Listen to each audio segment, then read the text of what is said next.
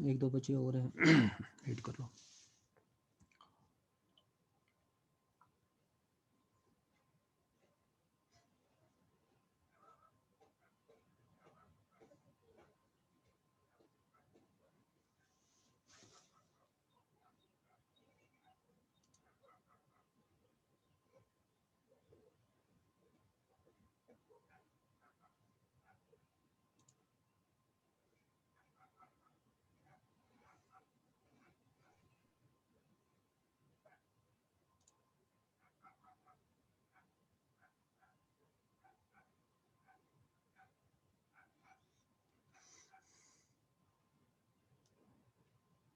ठीक है। ठीक है। हाँ, तो अब मैं ये कह रहा था कि अब मैंने आपसे कहा कि जो हमने वोल्टेज ड्रॉप निकाला, क्योंकि मैंने क्या करना था, इस रेजिस्टेंस को इनपुट साइड में रिफ्लेक्ट करना था, उसके लिए मैंने आपको, अब यहाँ पे जो वोल्टेज ड्रॉप हमें निकलना R E one plus beta into R ई, तो ये जो अगर हम देखेंगे, ये जो यहाँ पे ये पार्ट ऑफ दिस, ये जो यहाँ पे टर्म हमें मिल रही है, it is R E is the resistance, this is resistance R E, but it gets multiplied by one plus beta. हमें पता है ट्रांजिस्टर का बीटा रेंजेस बिटवीन 52 से 400 के आसपास होता है, तो ये कॉन्स्टेंट वैल्यू है। इसका मतलब अगर हम इस रेजिस्टेंस को रिफ्लेक्ट करें इनपुट साइड से, it gets multiplied by 1 plus beta, ठीक है ना। तो ये और इनटू आई बी, अब देखो अब इसमें प्योरली खाली एक ही करंट आया है, that is I B. I B is कौन सी, it is our input current, so this is resistance multiplied by input current I. तो इसका मतलब कि ये खाली रेजिस्टेंस इनपुट साइड वाली रेजिस्टेंस है, ठीक है ना।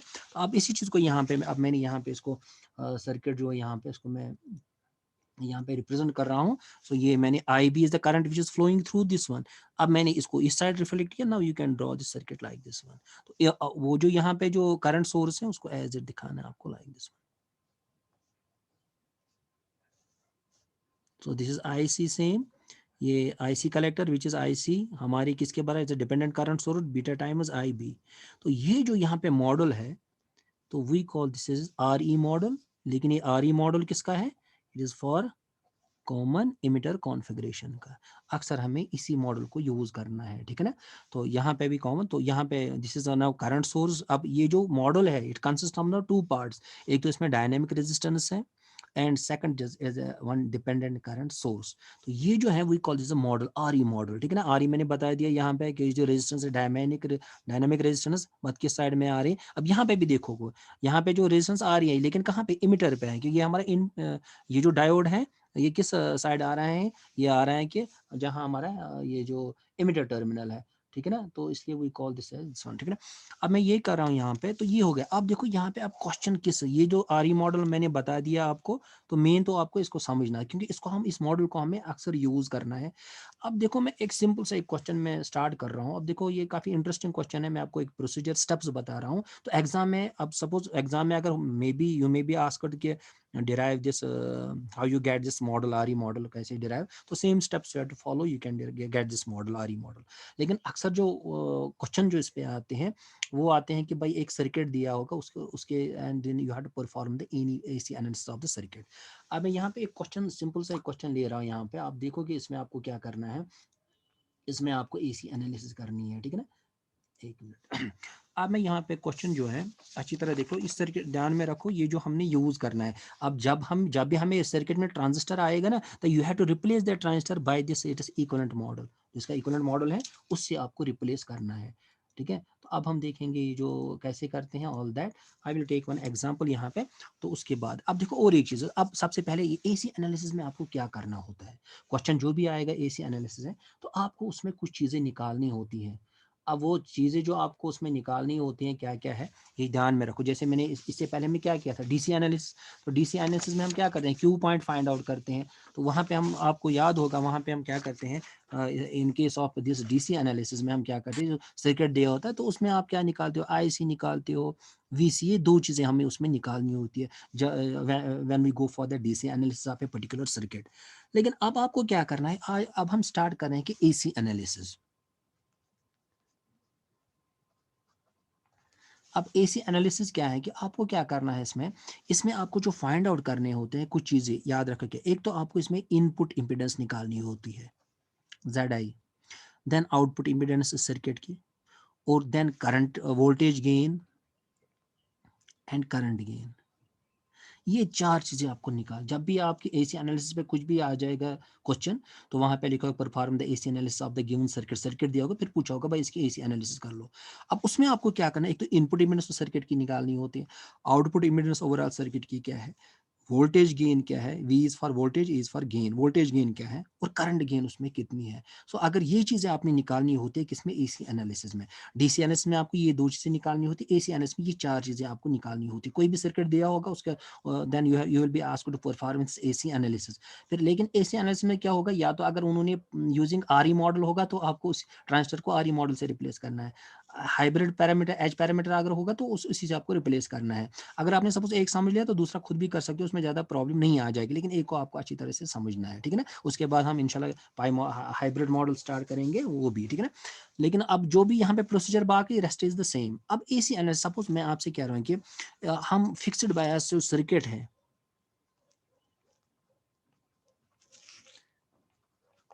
इसकी हमने एसी एनालिसिस करनी है। We are going to perform the AC analysis of a कौन से सर्किट की, it is this one fixed bias circuit, ठीक है ना। अब सर्किट जो दिया होगा क्वेश्चन में दिया होगा सर्किट, सपोज वहां पे लिखा होगा फिक्स्ड बायस, अगर होगा वहां पे या नहीं होगा तब भी आपको यहाँ पे ड्रॉ कर।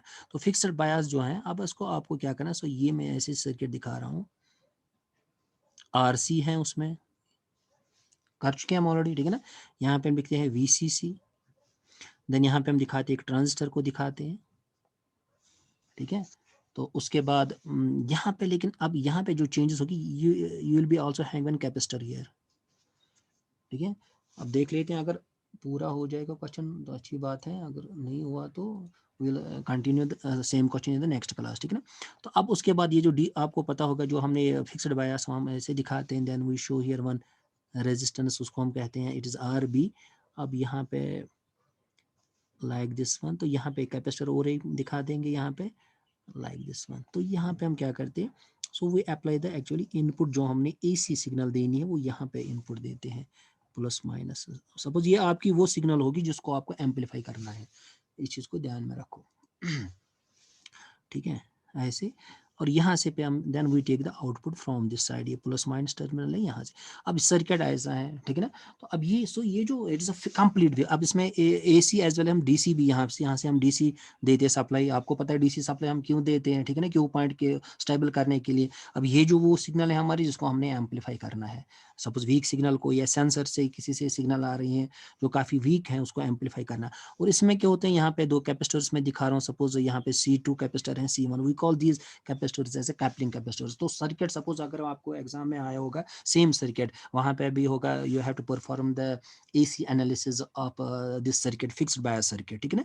तो आपको ये सर्किट दिया होगा तो फिर लिखा होगा, तो आपको पता है, मैंने बताया एसी एनालिसिस में आपको क्या करना है, आपको ये 4 चीजें निकालनी होती है, input impedance, output impedance, voltage gain and current gain, ये चीजें आपको निकालनी है, ठीक है ना। तो अब इसमें स्टेप्स आपको कुछ याद रखने हैं, you have to follow this steps. Number 1 क्या है इसमें, जब भी आपको एसी एनालिसिस, अब देखो एसी एनालिसिस में क्या, हम फिलहाल डीसी एनालिसिस को इग्नोर करना है, ठीक है ना, फिलहाल हम डीसी। तो अब स्टेप्स क्या है एसी एनालिसिस के लिए, number 1 you have to short circuit, steps याद रखना, short circuit all the DC sources,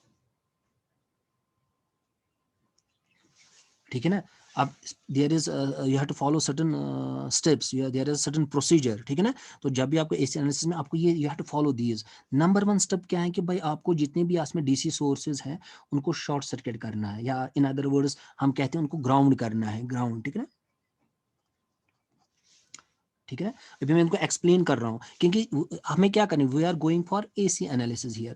तो हमें डीसी एनालिसिस को इग्नोर करना है, दैट इज जो भी हमारे डीसी सोर्सेज है उनको ग्राउंड करना है, क्योंकि हम we are going to perform the AC analysis, ठीक है ना। तो हमें एट प्रेजेंट हमें एज्यूम करना है कि भाई जो हमारे डीसी उसमें सप्लाई है ही नहीं कहीं इसमें, क्योंकि हमें एसी एनालिसिस करनी है सर्किट की। तो आप इसलिए हम कहते हैं कि शॉर्ट सर्किट वाले डीसी और डीसी को इग्नोर कर लो भाई, उनको मतलब you have to kill all the DC power supplies, ठीक है ना। Second point, short circuit all the capacitors, जितने भी कैपेसिटर्स आपके सर्किट में हैं उनको भी शॉर्ट सर्किट करना है, शॉर्ट सर्किट। अब हम क्यों शॉर्ट सर्किट करते हैं, लेकिन किस में, एसी एनालिसिस में हम क्या करते हैं, हम जितने भी कैपेसिटर्स हैं उनको शॉर्ट सर्किट करते हैं। अब why short circuit, because capacitors का काम क्या है, we say that these capacitors block the DC but they allow the AC, AC को क्या करते दे अलाउ द, ठीक है ना। So we say X C is equal 1/2πf into C, ठीक है ना। अगर फ्रीक्वेंसी इज वेरी हाई, ठीक है ना, तो अगर फ्रीक्वेंसी काफ़ी हाई हम इंक्रीज कर रहे हैं तो एक्स की जो रिएक्टिव कैपेसिटी होती है वो डिक्रीज हो रही है, इतना कम कि it is negligible, there is no reactance at all, so it is nothing low, जितना करें तो it acts as like a short circuit. दूसरा स्टेप क्या है कि जहाँ पे भी कैपेसिटर्स हैं आपको उनको शॉर्ट सर्किट करना है, ये दूसरा स्टेप है किसमें, इसमें एसी एनालिसिस में। थर्ड स्टेप आपको क्या करना है, स्टेप्स याद रखो, then it will be easy for you, have to follow the same steps, तो हम इसको सॉल्व कर सकेंगे आराम से, जो चीज़ें हमने निकालनी है। अब थर्ड क्या है कि you have to replace transistor by its equivalent model, ठीक है, जैसे आरई मॉडल है अभी मैंने बता दिया, आप इस ट्रांजिस्टर को फिर उससे रिप्लेस करना है, ठीक है ना। तो ये स्टेप्स आपको याद रहे। एंड फोर्थ स्टेप क्या होगा, then you have to find out this Z I output impedance, then A V and A I, ये चीज़ें आपको फिर निकालनी है, दिस इज एनालिसिस, ये चीज़ें आपको याद रखनी है, ठीक है ना। तो पहले you have to short circuit all the DC sources, ठीक है ना, क्योंकि हम एसी एनालिसिस कर रहे हैं, डीसी तो नहीं, हमें डीसी को इग्नोर करना है, डीसी को इग्नोर करना मतलब जहाँ पे भी डीसी सप्लाई है उसको शॉर्ट सर्किट करना है। कैपेसिटर जितने भी हैं, क्योंकि कैपेसिटर्स का काम क्या है, they block the DC but they allow the AC, AC को अलाउ करते हैं, that is in term in case of AC तो हमें इनको शॉर्ट सर्किट मानना है, बिकॉज एसी सिग्नल यहाँ पे आएगी, it allows the as per this one, तो ठीक है ना, it acts the capacitor acts as a short circuit for AC but it acts as the open circuit for DC, क्योंकि हम AC एनालिसिस कर रहे हैं तो it will act definitely short circuit for this AC value, ठीक है ना। ये तो दो, अब उसके बाद मैंने बता दिया, then you have to replace by this model। अब मैं इसे you have to now follow the same steps here। अब देखो ये सर्किट दिखने में कैसा आएगा, ठीक है, it is very interesting topic, लेकिन आपको मतलब steps you have to remember all this steps what is. अब मैंने सबसे पहले आपको बताया, ये जो यहाँ पे सर्किट है, आपको जो भी डीसी सोर्स है उसको ग्राउंड करना है, और जितने भी कैपेसिटर्स हैं यहाँ पे उनको शॉर्ट सर्किट करना है, ठीक है ना। अब मैं यहाँ पे थोड़ा जल्दी जल्दी ड्रॉ कर रहा हूँ, तो अब मैं यहाँ पे ऐसे एक बना रहा हूँ, तो इस डीसी सप्लाई जो यहाँ पे इसको मैंने ग्राउंड किया, तो इसको हटाया मैंने, फिलहाल इसको ग्राउंड करना है, आप समझ गए ना। तो अब यहाँ पे नेक्स्ट उसके बाद ये जो ये तो ऐसा ही रहेगा, यहाँ पे एक ट्रांजिस्टर है यहाँ पे लाइक दिस वन, ठीक है। तो अब यहाँ पे देखो ये जो कैपेसिटर है यहाँ पे आपको दिखाना, भाई इसको मैंने शॉर्ट सर्किट किया, टैक्सेस है शॉर्ट सर्किट, ठीक है ना।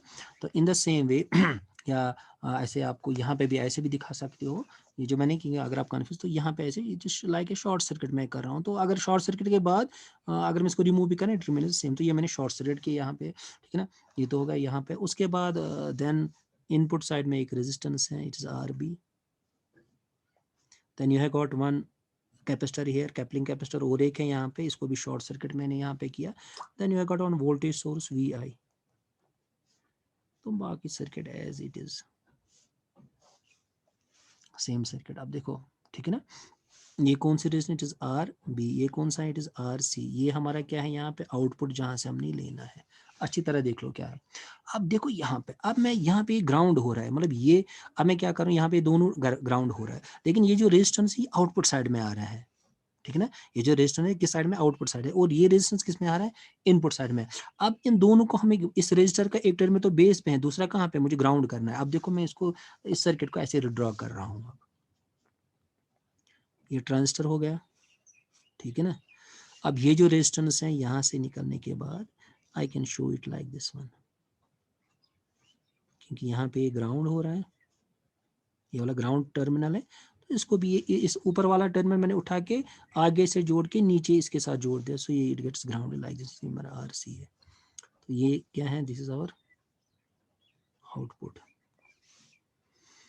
ठीक है। अब इन द सेम वे यहाँ पे बेस पे जो है एक रेजिस्टेंस तो बेस पे है, ठीक है ना, तो दूसरा टर्मिनल वो भी ग्राउंड हो रहा है, तो मैं इसको ऐसे दिखा सकता हूँ, so this is R B, R B के बाद then you got one input, ठीक है। अब देखो ये कैसा, मैंने जब इसको ये अप्लाई किया तो ये तो यहाँ पे मैंने इसको, सो this is the modified this same circuit, ठीक है ना। तो ये ऐसा हो रहा है। अब नेक्स्ट स्टेप आपको क्या करना है, जो इसमें है नेक्स्ट स्टेप जो है, तो you have to replace this transistor by its equivalent model. अब देखो यहाँ पे हम आ गए, ये जो ट्रांजिस्टर है इसको रिप्लेस। अब ये कौन सा है, this is our collector, this is no base, this is emitter. अब वो जो सर्किट वहां पे था, जो मैंने हमने मॉडल बनाया, आपको क्या करना है कि उस सर्किट को आपको क्या करना है, इस ट्रांजिस्टर को उससे रिप्लेस करना है। तो उसको उस सर्किट को उठा के यहाँ पे लगाना है। सो अब ये जो हो सके, सो दिस, ठीक है ना। तो ये और एक स्टेप है यहाँ पे, क्योंकि वो हमने लिखा है, देखो पहले स्टेप सामने वो है, follow the same steps here, ठीक है ना। तो यहाँ पे short circuit all the DC source मैंने किया, short circuit all the capacitors as per AC analysis, हमें शॉर्ट सर्किट दिखाना है उनको। अब नेक्स्ट स्टेप क्या है कि you have to replace the transistor by its equivalent model. उसके बाद हमें ये चीजें निकालनी है, दैट इज ऑल। ये दिस इज द प्रोसीजर, ठीक है ना। तो अब हमें क्या करना है, लेकिन इससे पहले मैंने जो आपको एक्सप्लेन किया यहाँ पे, और एक चीज यहाँ पे जो ये वाला सर्किट, ठीक है ना। तो ये वाला सर्किट, अब इसमें हमने और एक चीज दिखानी थी यहाँ पे, हम भूल गए कि वहाँ क्या है कि यहाँ पे जो ये जो कलेक्टर और जो यहाँ पे है, this is our emitter and collector, यहाँ पे there is also one resistance here, we call this resistance output resistance r naught, ठीक है ना। अब ये कौन सी रेजिस्टेंस है, यहाँ पे आपको दिखाना है सर्किट में, हम भूल गए थे यहाँ पे। तो वो ये एक्चुअली ये रेजिस्टेंस कौन सी रेजिस्टेंस है, when you plot the output corrects of the common emitter configuration, that is versus IC. आपको पता है कि वो जो हमने इसके करेक्ट्स प्लॉट किए थे, वी गेट लाइक दीज, ठीक है। ये हमने different for I be different हमने लिया था। अब सपोज मैं अगर आपसे कहूं कि यहाँ पे जो आउटपुट रेजिस्टेंस जो है, क्योंकि आउटपुट साइड आ रहा है हमारा वी सी वर्सेस आई सी, अब यहाँ पे भी जो रेजिस्टेंस है इसकी है, तो रेजिस्टेंस जो इसकी डायनामिक रेजिस्टेंस है, ठीक है, जो इसकी रेजिस्टेंस है, that is change in voltage divide by change in current, ठीक है ना। अब देखो यहाँ पे अगर मैं आपसे कहूं कि सपोज यहाँ से यहाँ चेंज हो रही है वोल्टेज, वोल्टेज वीसीई, ये change, this is the small change in the voltage. अब करंट में चेंज कितनी आ रही है, लगभग ये, this is the change in the current, इसको अच्छी तरह देखो, तो small change in the current, ठीक है ना।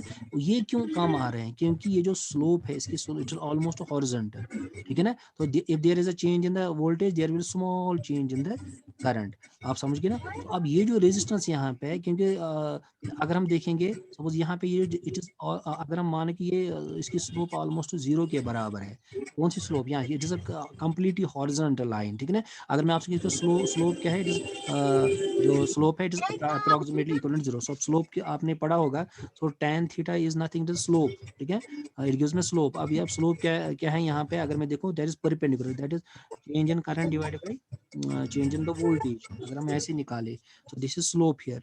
या अगर मैं यहाँ I will take tan theta is slope, और आई कैन राइट 1/, स्लोप जो है is equal to del v by del I, ठीक है ना। हमने रेस्पो को लिया यहाँ पे, ये तो del v आ जाएगा। अब यहाँ पे जो change in this one, this, अब इन दिस केस, अब देखो यहाँ पे, तो अगर मैं आपसे कहूँगी tan थीटा इज, जो हमारी स्लोप इसकी ये मिल रही है, ठीक है ना। अब इसकी जो स्लोप है अप्रोक्सीमेटली इक्वल टू जीरो, ठीक है ना। तो ये जो स्लोप है, ये जो slope is, this slope is nothing, it is nothing, is resistance, change in voltage divide by change in current. So R is nothing, is 1/, slope. अब स्लोप आप देखोगे, इसमें स्लोप यहाँ पे लगभग ऑलमोस्ट जीरो के बराबर है। अगर ऑलमोस्ट स्लोप जीरो है, तो आर का वैल्यू क्या होगा, इट इज अप्रोक्सीमेटली इन्फिनिटी है।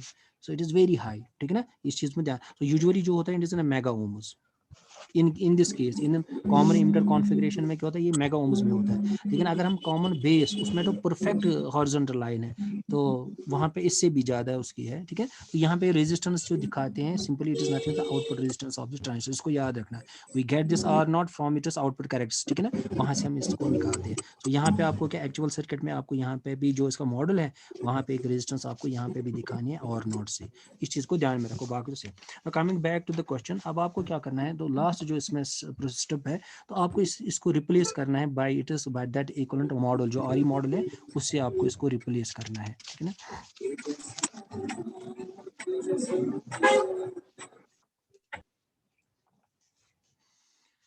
आई am going to draw the circuit again, same circuit यहाँ पे आप देखोगे।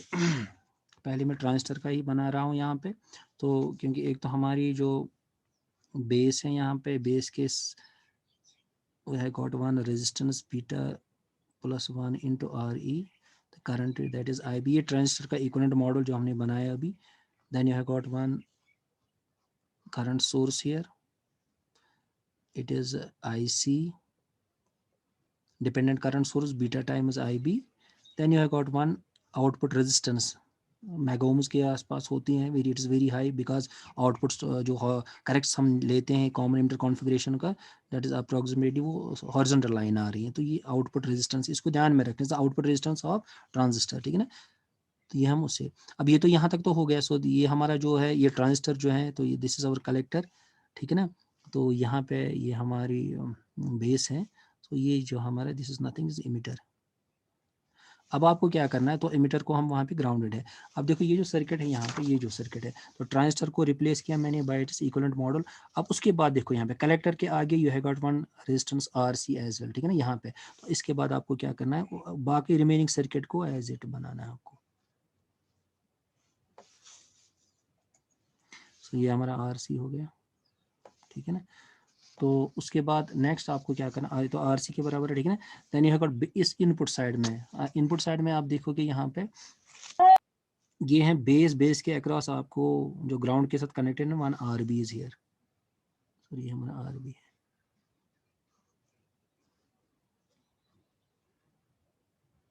ठीक है.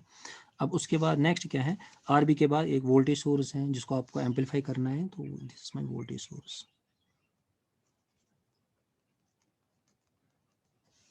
ठीक है. तो यहाँ से हम क्या लेते हैं, आउटपुट जो एम्पलीफाइड आउटपुट हम यहाँ से दिस प्लस माइनस. अब देखो ये जो है सर्किट, ये सो दिस इज द,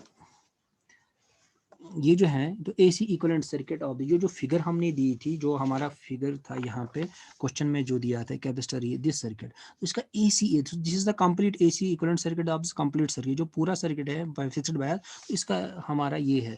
सो ये आपको मिल जाएगा. सो this is now AC equivalent circuit of the given figure, जो फिक्स्ड बायस का ये है, ये हमारा RB है, ये सारे है. अब ये सर्किट, ये तो लास्ट स्टेप है यहाँ पे. उसके बाद क्या है कि प्रोसीजर हमें क्या कह रहे हैं कि हमने अब ये जो हमारा ट्रांजिस्टर था यहाँ पे, आई कैन शो इट, ये जो हमारा ट्रांजिस्टर ये है,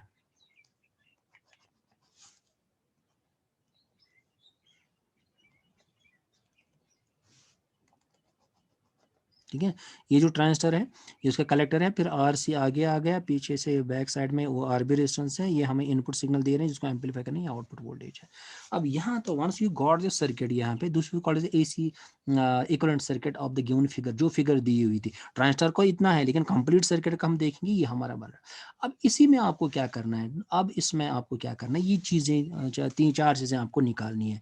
एक तो इनपुट इम्पीडेंस निकालनी है, आउटपुट इम्पीडेंस निकालनी है, आपको वोल्टेज गेन निकालनी है, और AI that is current gain. ये 4 चीजें. सो दिस इज AC एनालिसिस, ठीक है ना. उसके बाद मैं बता दूंगा कि मतलब ये हम क्यों निकालते हैं, इससे क्या फर्क पड़ेगा, ठीक है ना. अब सपोज कोई एम्पलीफायर दिया है, उसमें gain, voltage gain, current gain, depends upon आप रजिस्टर वैल्यू क्या यूज करो, RC RB, बाकी जो चीजें उसके पैरामीटर्स उनके ऊपर है, ठीक है. फिलहाल हम आज एक निकालेंगे, रेस्ट जो बाकी 3 है हम नेक्स्ट क्लास में निकालेंगे, लेकिन इसको थोड़ा अच्छे पढ़ के आना, ठीक है. अब सबसे पहले इनपुट इम्पीडेंस, खाली इनपुट इम्पीडेंस ये आसान है, निकालेंगे. 3 जो रिमेनिंग 3 है नेक्स्ट क्लास में. इनपुट इम्पीडेंस,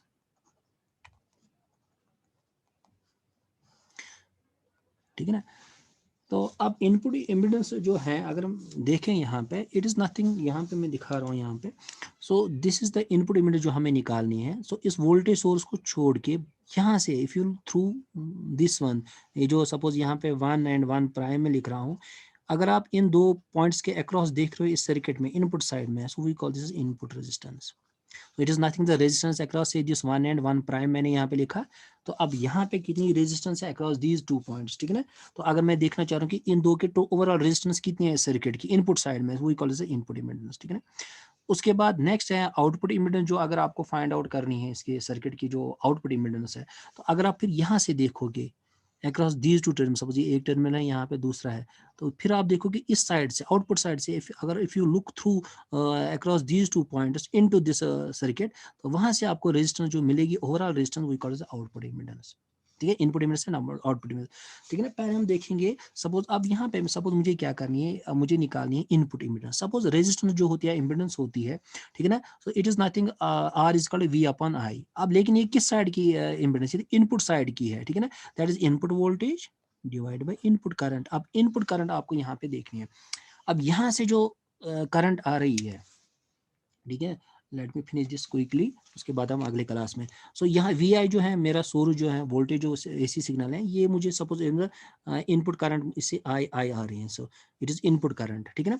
अब इनपुट करंट से कुछ यहाँ पे जा रही करंट, कुछ यहाँ पे हमारी बेस करंट बन रही है, जो आई बी है वो यहाँ जा रहा है। तो मेन करंट जो हमारा ये सोर्स दे रहा है, it is I I input current, input voltage हमें इनपुट करंट मिल रही है, यहाँ से कुछ करंट इस रेजिस्टेंस में जा रही है, कुछ आगे जा रही है एसी करंट, ठीक है ना। इस चीज को ध्यान में रखना। अब मैं आपसे करूँ what is the input impedance of the circuit, आपको किसी input voltage divided by input current, what is input voltage, that is vi, what is input current, that is ia, so it is like this one input, ठीक है। अब यहाँ पे मैं सुबह भी मैंने कहा था आपसे कि जो करंट डिवाइडर रूल आपको याद रखने हैं, तो फिर आपको ये चीज़ों को समझना आसान हो जाएगा, ठीक है ना। अब मैं आपसे कह रहा हूँ कि ना कैन आई राइट, ये जो वी इनपुट है, व्हाट इज वी इनपुट, ये जो across the can I right, या तो हम लिख सकते हैं इनपुट वोल्टेज इज नथिंग से ड्रॉप, क्योंकि पैरेलल में तीनों आ रहे हैं, ये वोल्टेज सपोज यहाँ पे वोल्टेज सोर्स है, ये दो रेजिस्टेंस पैरेलल। अगर मैं आपसे कहूँ कि वी आई जो है इट इज नथिंग से drop across the either this resistance R B या ड्रॉप अक्रॉस दिस वन, तो दोनों किसी के पैरेलल में आ रहे हैं, सो वोल्टेज ड्रॉप अक्रॉस क्या होगा, वी आई, इसके अक्रॉस होगा वो भी वी आई, क्योंकि ये तीनों किसी, ये तीनों जो आपस में पैरेलल में है, ठीक है ना। अब मैं क्या करूँ कि I will write now this voltage drop is nothing the voltage drop across this, यहाँ पे जो हमारा है I can write V I की जगह मैं लिख सकता हूँ beta plus 1 into R E, ये हमारा रेजिस्टेंस वैल्यू है, इसमें से करंट होगा that is I B divided by I I. इसको मैंने ऐसे लिखा सिर्फ वी आई की जगह, that is this voltage drop is नहीं था, वो ड्रॉप अक्रॉस दिस रेजिस्टेंस, वही मैंने यहाँ पे लिखा और कुछ नहीं किया, ठीक है ना। अब देखो यहाँ पे, अब मैं क्या करने जा रहा हूँ यहाँ पे, अब आपको क्या करना है कि आई बी जो है, ये जो आई बी है, अब I B I want to find out I B in terms of I I, ठीक है ना। अब यहाँ पे I am going to apply the current divider rule here. अब देखो यहाँ पे, अब करंट डिवाइडर में यहाँ पे समझा रहा हूँ, तो यहाँ से हमारी करंट आ रही है I I, it is this current I I, फिर जा रहा है कुछ करंट जा रही है रेजिस्टेंस, इसका नाम है आर बी, और कुछ करंट यहाँ से आ रही हैं, ये हमारी आई बी करंट है, ये जो यहाँ से आ रही है, तो ये एक रजिस्टर में जा रहे हैं लाइक दिस वन, उस रजिस्टर का वैल्यू क्या है, it is beta plus 1 into R E, ठीक है। अगर मैं आपसे कहूँ भाई करंट डिवाइडर रूल हमें क्या, मुझे आई बी निकालना है, so I can write here now I यहाँ from this one, so current I B is equal, this current is equal to opposite resistance that is R B, ठीक है ना। अब यहाँ पे मुझे निकालना है, सो कौन सा करंट है, इट इज सॉरी, पहले हम लिखेंगे total current that is I I, total current income into the opposite resistance that is RB divided by sum of these two resistance that is RB plus beta plus 1 into R, ये हमारा current divider rule जो मैं आपसे कहा था सुबह, ये हमें यूज करना है यहाँ पे, तो ठीक है ना। तो this current is equal to total current that is I I into the opposite resistance that is R B divided by sum of these two resistance R B plus beta plus 1 into R A, ठीक है ना। यहाँ पे अब आप क्या करेंगे, जो ऊपर इक्वेशन है, now I am going to put this value of I B in the above equation, that is all, इसमें कुछ नहीं करना, इतना ही यू विल गेट दिस।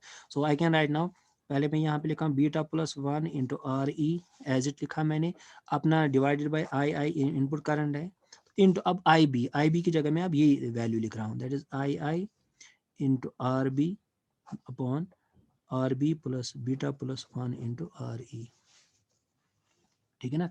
अब ये आई आई कैंसिल हो गया, अब ना can write input impedance is equal beta plus 1 into R E into this R B upon this R B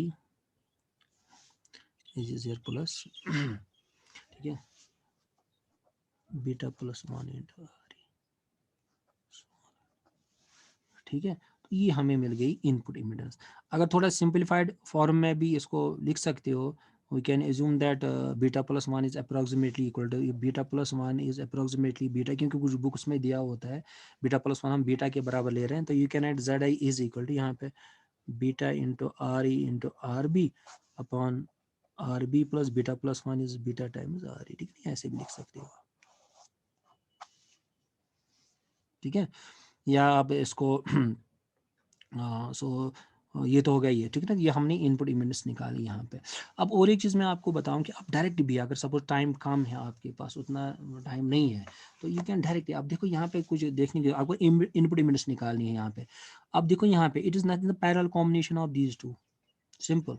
एक रेजिस्टर ये है, दूसरा रेजिस्टर ये है, बाय टोटल रेजिस्टेंस क्या होगी, by parallel combination of this, that is R B into beta plus one into R E, ठीक है ना, divided by R B plus beta plus, यही तो हमने निकाला यहाँ पे।